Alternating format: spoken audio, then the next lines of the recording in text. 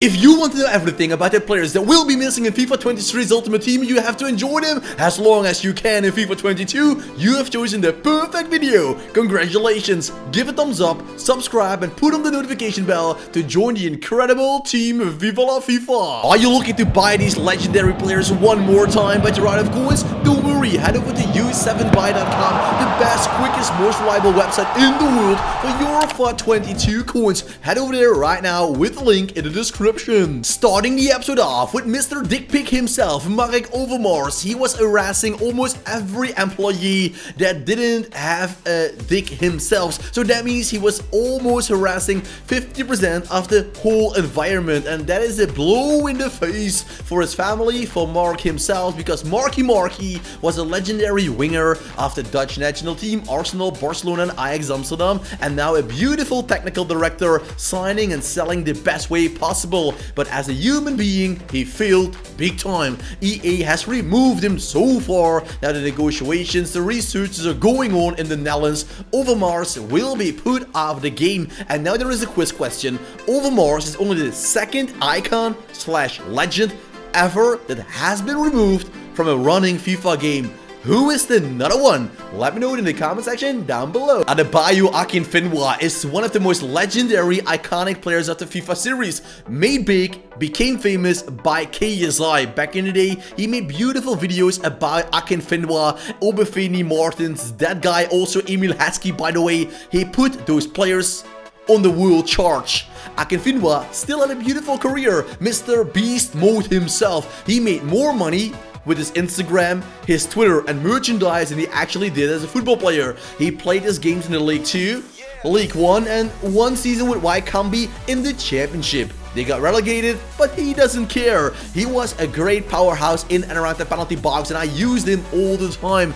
I had him at Gillingham, I believe, or Port Vale back in the day in FIFA 2010 or 11. He played there with Barsham down the wing. It was a nice team to get, and Akinfenwa was a very strong powerhouse. Now the man is saying goodbye as a football player, but the legend will go on. Another player that will not be missed is Kurt Zuma. If you put out Overmars for what he did, and you keep Kurt Zuma in a game for kidding and kicking the cat, it is a disgrace. Kurt Zuma has to go ASAP. If EA is keeping him into the game, what do you actually send for a message? His sponsor, Adidas, has teared down the contracts. West Ham put him on a 300k fine, only a 2-week salary. That guy is earning 600k a month, over 7.5 mil a year. It is an insane salary. Kurt Zuma has really violated the rules right here, and that means bye-bye from the game. Rodrguez, luckily, is a different story. He's playing for Al Rayyan in the desert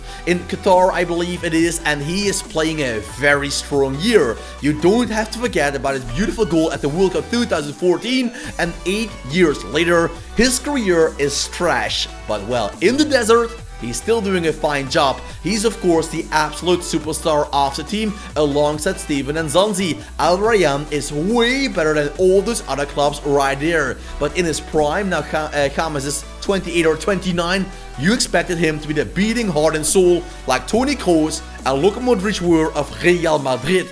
But just like Isco, just like Asensio, just like Dani Ceballos, for Camps, it's hard to become a superstar in the Bernabeu, but James is with a team that is just not in FIFA. For the very first time, we go to the prison, and that's Gylfi Sigurdsson. And well, all these guys are harassing women, like Overmars, for example, but this guy did it with children. A 15-year-old girl, 16-year-old girl, Gylfi Sigurdsson. Wow, you're a waste of life. I think your parents will be very upset they ever put you here on this earthly planet. So Gylfi Sigurdsson removed from FIFA. Luckily, he will be removed because it is unbelievable that players like that can still be bought on the transfer market.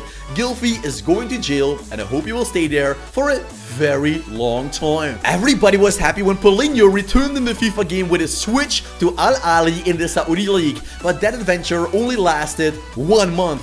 He couldn't adapt to the lifestyle, to the climate, and he went on a free deal. Now Paulinho is signing with Corinthians. That makes him a very wanted player in Brazil, but unluckily the Brazilian league is not in FIFA's Ultimate Team. So Paulinho was a great player back in the day, using him in a Barcelona team, getting special cards all the time. Paulinho was a wonderful, powerful player, and now going back to Brazil, we have to wave goodbye once again. Miura, fun fact, is the one and only player that was in the first official FIFA game by EA and is still in there, but next season he will be gone. Miura is not retiring, guys. Don't think so. The man is almost 60, but he's continuing playing football. Nope. His team got relegated to the second league, and the second league is not in FIFA. So Miura will be gone. Danny Aaron's will be crying. Imagine that Silas Wamangituka is also going to a lower rated team or an unknown club like Al Rayyan of James Rodriguez. Then he will lose Silas and Miura in one FIFA. Let's hope for Danny Aaron's it stays like it is right now, because losing one is already hard enough. Team Prison FC is looking quite decent, but without joking, once again, it's a man violating women under the age of 18. This time we go to Benjamin Mendy, the left back of Manchester City. He was a funny guy on Instagram all the time, but in real life, he wasn't that funny. He was doing stupid things. He is in prison. He will stay in prison, one of the hardest and toughest prisons, and he asked to be in an isolation room because you know what they do with people that harass children or young women. Even the biggest murderers in the world, they really hate people that hurt kids or girls or children. So Kurt Zuma, let's hope you will not go to jail. Hurting cats, I'm not quite sure how it goes, but Gylfi and this man, they have no life. They will get beeped in the ass a lot of times, like they might did for the harassment, and now it's payback time. Diego Armando Maradona, it's a different story. For myself, I think it's still crazy that Maradona, a man that was officially using cocaine, a very bad example for the youth, is still in the game. But this is a different story why he will not be in there. Because the contract of Maradona and EA is ending after the season, and there is nobody who has the rights to sell Maradona once again to EA, because Diego Armando died 2 years ago. And that means they have to negotiate with who? His wife, agent, daughter?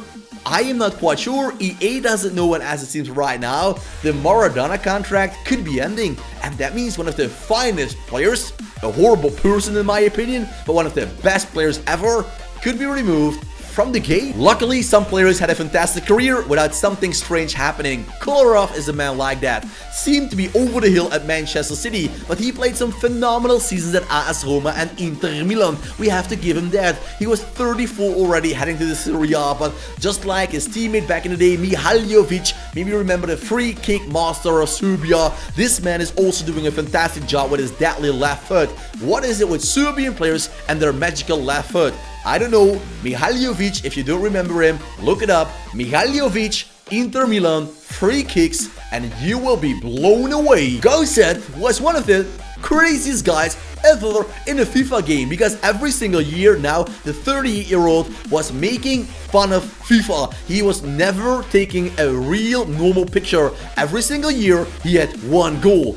Not a higher rating, but making a new, funny, scary, crazy picture for his FIFA card, and we must say he did a fine job. So how's that retiring?